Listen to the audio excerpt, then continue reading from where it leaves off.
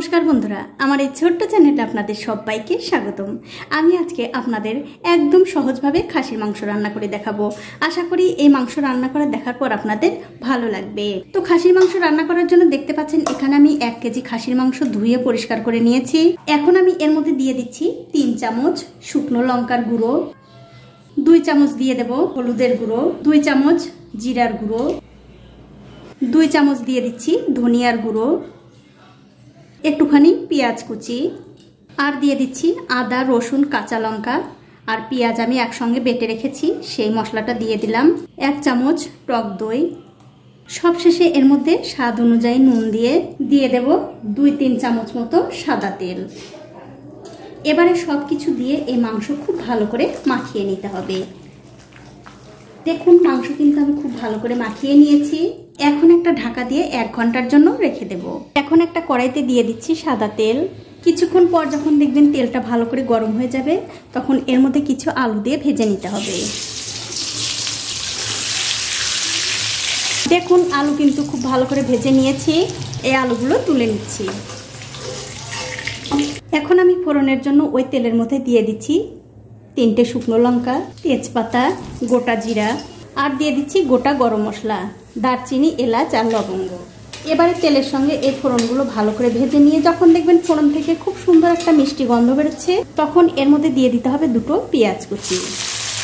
এবারে এই পেঁয়াজগুলো ফোড়নের সঙ্গে ভালো করে লাল লাল করে ভেজে নিতে হবে।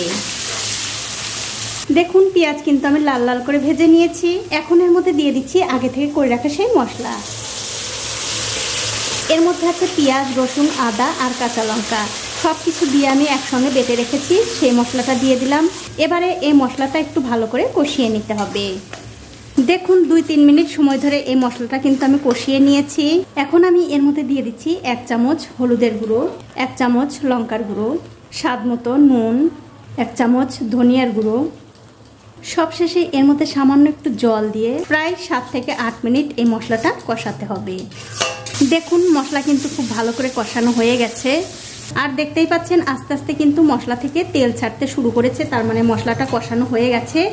এবারে এর মধ্যে দিয়ে দিতে হবে আগে থেকে মাখিয়ে রাখা সেই মাংসগুলো দিয়ে দেওয়ার পর মাংসের পাত্রটা ধুয়ে একটুখানি জল দিয়ে দিলাম। এবারে খুব ভালো করে এই মশলার সঙ্গে মাংসটা 8 থেকে 10 মিনিট কষিয়ে নিতে হবে।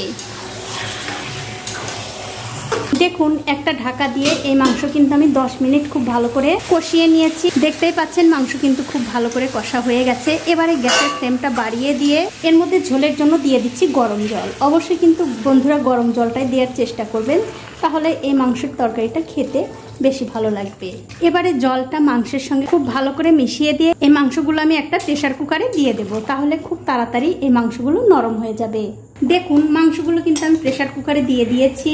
এখন আমি এর মধ্যে দিয়ে দিচ্ছি আগে থেকে ভেজে রাখা আলু, আর দিয়ে দেবো সামান্য একটু চিনি, যেহেতু আমি টক দই দিয়েছি তার জন্য একটু চিনি দিয়ে দিলাম। সবশেষে এর মধ্যে দিয়ে দেবো একটু গরম মশলার গুঁড়ো। এবারে সব কিছু ভালো করে মিশিয়ে দিয়ে প্রেসার কুকারের ঢাকাটা বন্ধ করে 5 থেকে 6টা সিটি দিয়ে নেব।